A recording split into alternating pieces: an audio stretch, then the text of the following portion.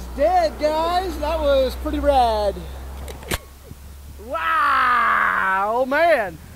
So, I don't know what died, but whatever it died, it was good.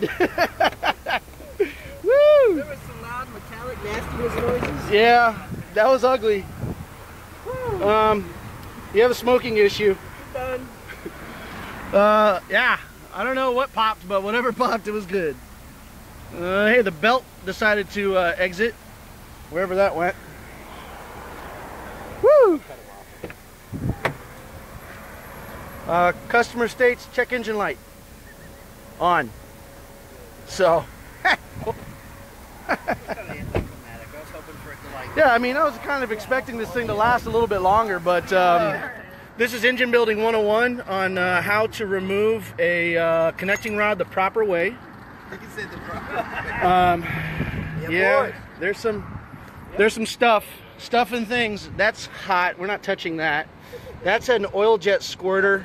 Where it used to be, what it does is it squirts oil on the bottom of the piston.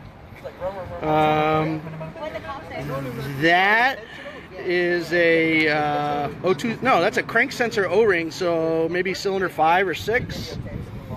Engines, oil rings. I don't know. Yeah, it definitely came out the bottom. That's a piston. Yeah, that's piston stuff. Anyways, that was pretty rad. I've never done that. I don't know if y'all have done that, but that's hot.